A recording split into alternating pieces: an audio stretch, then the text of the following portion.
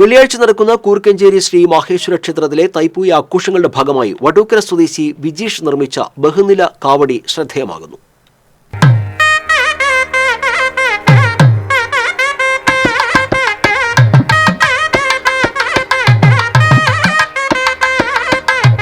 വടൂക്കര പടിഞ്ഞാട്ടുമുറി സമുദായത്തിന് വേണ്ടിയാണ് വിജീഷ് കാവടി ഒരുക്കിയത്.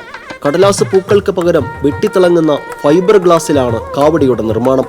അതുകൊണ്ട് തന്നെ സാധാരണ കാവടികളെക്കാൾ ഇരട്ടി തൂക്കം വരുന്നതാണ് ഈ ഫൈബർ ഗ്ലാസ് കാവടി. കൂർക്കഞ്ചേരി അമ്പലത്തിൽ പൂക്കാവടിയാണ് കൂടുതലും വരാറ്. നമ്മളൊരു വെറൈറ്റിയാണ് ഉദ്ദേശിക്കുന്നത്. ഒരു വ്യത്യസ്തമായൊരു കാവടി നമ്മൾ കൊണ്ടുവരാം എന്നുള്ളൊരു ആശയമാണ്.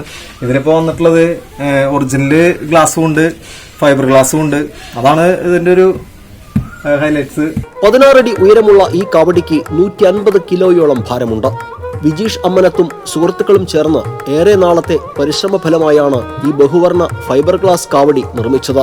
പകൽ രാത്രി കാവടികളിൽ വടൂക്കര ദേശത്തിന്റെ അഭിമാനമായി നിരത്ത് കീഴടക്കാൻ കാത്തിരിക്കുകയാണ് വിജിത്തിന്റെ ഈ കരവിരുത്.